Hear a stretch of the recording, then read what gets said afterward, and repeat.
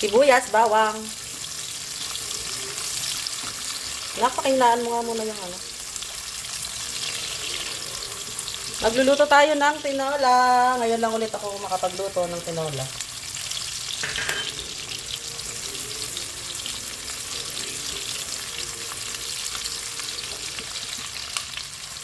Yan, next natin ang ating luya. Yan.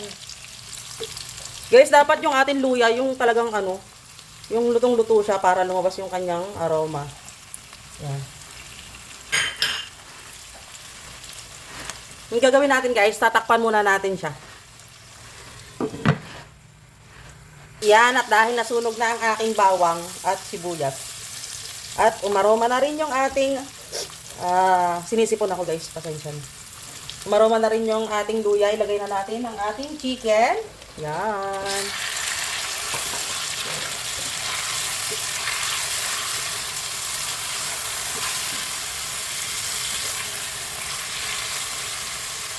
Maglagay tayo ng paminta, syempre.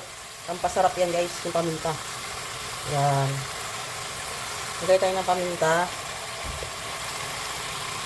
Syempre, maglagay din tayo ng magic sarap. Yan, okay na yan. Meron naman akong nor dito, kaya okay na po magic sarap. Sinisipon si Inday. Sinisipon si Inday, Gracia.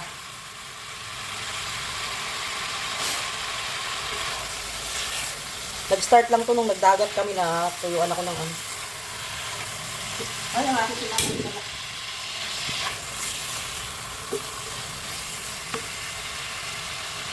Yan guys, tapos maglagay na tayo ng patis.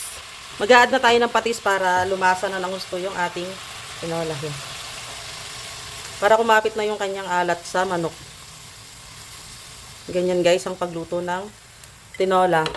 And then ilalagay na natin yung pinakadabe sa lahat, papaya. Yan. Dahil meron akong kapitbahay dito guys. Ang daming bunga ng kanyang papaya. Yan, kay tatay binigyan niya ako. Yan, o diba? Pinakamasarap to guys sa tinola kaysa ano sayote.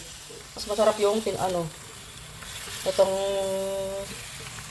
papaya ilagay sa tinola. Ayan, then mag-add na tayo dyan ng sabaw. Lagyan na natin ng sabaw guys yan.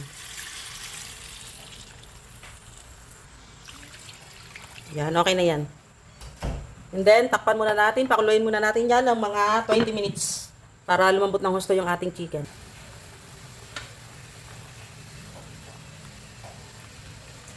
Grabe, sobrang bango.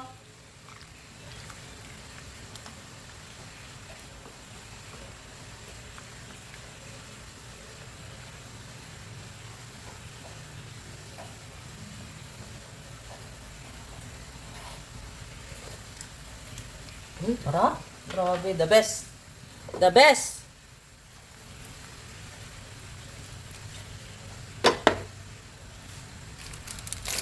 Guys, mag-a-add ako ng isang nor. Para talagang malasa yung ating tinola. Yan guys, maglagay tayo ng isang nor. Chicken.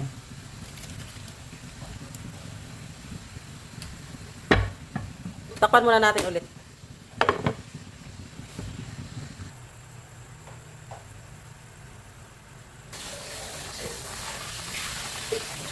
Yan, at dahil malambot na yung ating papaya, ilagay na natin yung ating yan. Napakasarap. Lalo kung dahon ng sili yung inilagay mo at bunga ng papaya. Grabe, sobrang lasa. Guys, papatayin ko na to ha, kasi nga lalambot na itong dahon sili natin. Maluluto na yan. Okay na to. Okay na to. Luto na. Yan guys, luto na ang ating tinolang manok. With papaya na sobrang sarap. Yan.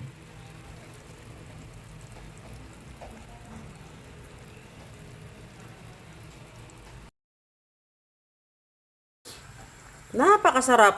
Lalo kung dahon ng sili yung inilagay mo at bunga ng papaya. Grabe, sobrang lasa. Guys, papatayin ko na to ha, kasi nga lalambot na itong dahon sili natin. Maluluto na yan. Okay na to. Okay na to. Luto na. Yan guys, luto na ang ating tinolang manok with papaya na sobrang sarap. Yan.